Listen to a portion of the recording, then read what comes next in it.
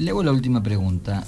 En las discusiones en relación a si la resistencia tenía que ser armada o no, ¿la violencia era entendida como un medio o era entendido como una respuesta? No, la violencia era un elemento con que contaba el peronismo, habida cuenta de que Perón se comunicaba, enviaba discos, cartas, tenía múltiples contactos, inclusive con algunos de nosotros, y Perón hablaba de que la fuerza armada que pudiera desplegar el peronismo en sus cuadros más jóvenes no era más que un instrumento para determinado momento. Es decir, no era una concepción... No era un fin en sí mismo, sino... No era, bajo ningún punto de vista era un fin en sí mismo.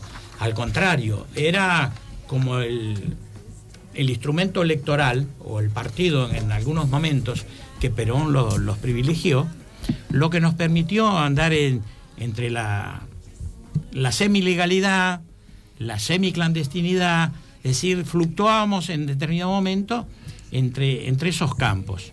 Lógicamente, en la medida que fue recrudeciendo la represión y las actitudes del régimen, evidentemente que fueron recrudeciendo y tomando importancia otros aspectos de la lucha armada, que eran la organización, que eran una serie de cosas y los objetivos.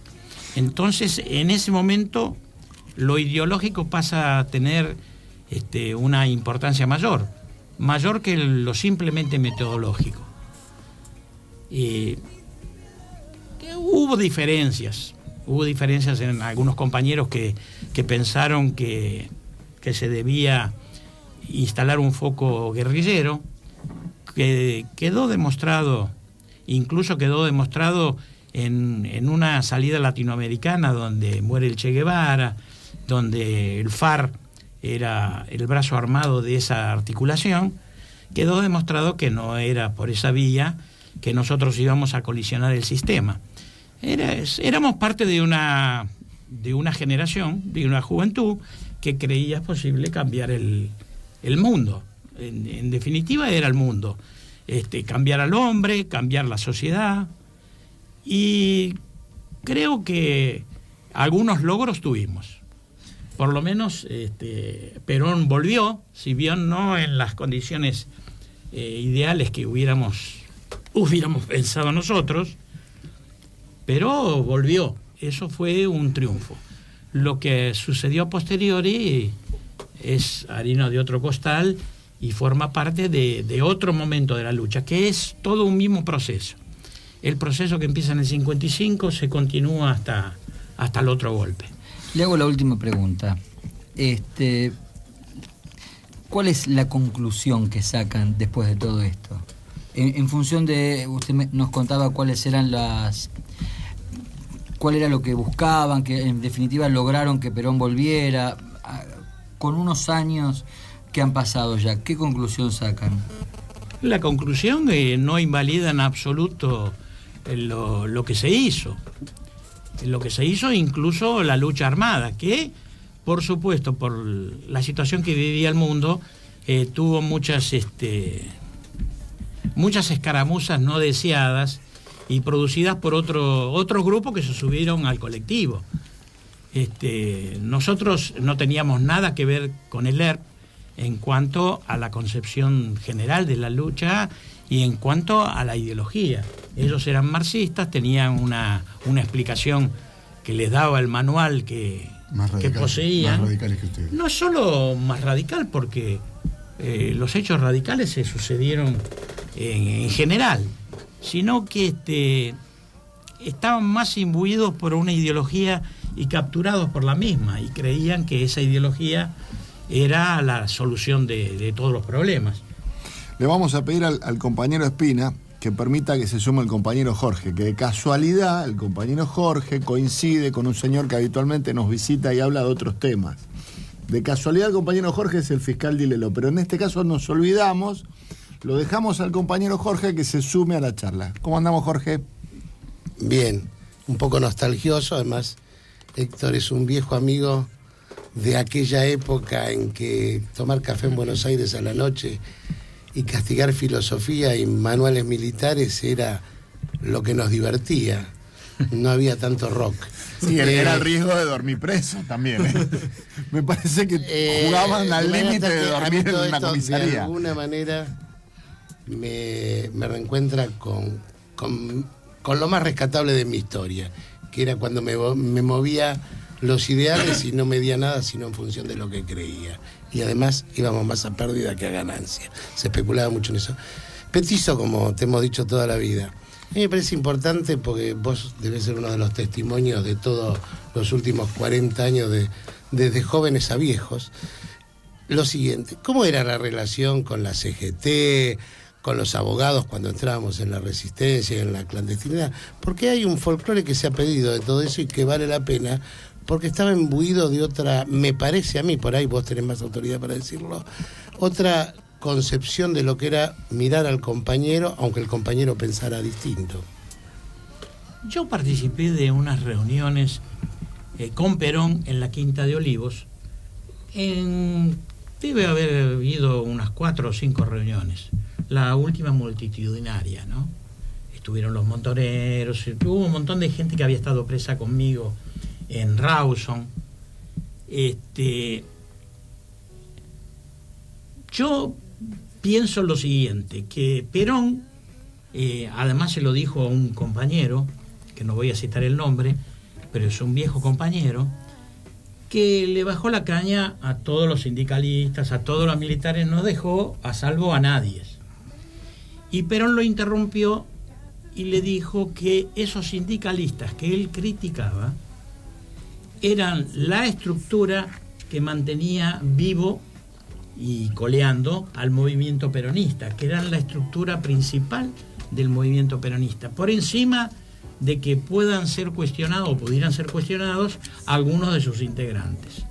En lo que hace a mi relación, yo tuve una relación bastante estrecha con muchos de ellos, desde Bandor, pasando por Alonso, pasando por, qué sé yo, Coria, por extensión con todos los dirigentes sindicales que en ese momento tenían una importancia y mantenían una cierta conducta. No había privado ni el negocio por sobre sus aspiraciones y sus deseos, ni habían privado qué sé yo, las componendas con el gobierno, que las tuvieron. Tanto Alonso como Bandor, por eso murieron, por eso los mataron y fueron muertos por un grupo ligado a los militares. Pero contemplando esa realidad y contemplando lo que eran los sindicalistas en aquella época, estos de ahora quedan debiéndole muchísimo, ¿no? Nosotros los criticábamos a los sindicalistas, inclusive en las conversaciones que teníamos con ellos, que eran muy frecuentes, les criticábamos ciertas cosas. Pasado el tiempo, viendo lo que es hoy el sindicalismo argentino, aún considerando los mejores o los que puedan ser menos reprochables en sus actitudes, en su defensa de los intereses de los trabajadores y del peronismo, porque manifiestan siempre, y especialmente en víspera de elecciones, que son peronistas, eran nenes de teta. No había empresarios, como hoy en día puede haber algún sindicalista que lleva 40 años en el sindicato. Eran hombres que estaban dedicados al peronismo porque el peronismo era el que les daba vida y Perón sustancialmente era el que les daba vida, y no habían concebido otra alternativa que en algún momento Olmos, por ejemplo, cuando plantean la creación del Partido Obrero, en la cual también estuvo Bandor, pero lo abandonaron rápidamente eso. Olmos porque falleció, Bandor por las circunstancias por las que fue atravesando, se colocó en el papel de traidor y así le fue. Y el resto de los sindicalistas eran inocuos al lado de esta generación, que son muchos partidarios o partícipes de esa vieja generación. Por ejemplo, yo cuando los veo algunos, y no voy a hacer nombres, realmente se me caen las medias al piso, porque lamentablemente dejan mucho que desear. Jorge. Te quiero hacer una última pregunta porque andamos escasos de tiempo. Cortísima, que nos sacan porque tiene que ir la tanda de la radio, tiene que haber ido en un minuto. ¿Cuántos procesos penales tuviste? ¿Cuántos años estuviste preso? ¿Y qué le dirías a los jóvenes de ahora, vos que fuiste joven antes?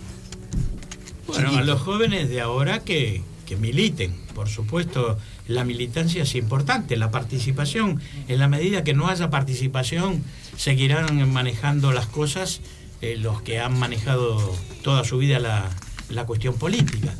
Y en cuanto a mí personalmente, no me arrepiento de nada y no creo que deba arrepentirse de nada.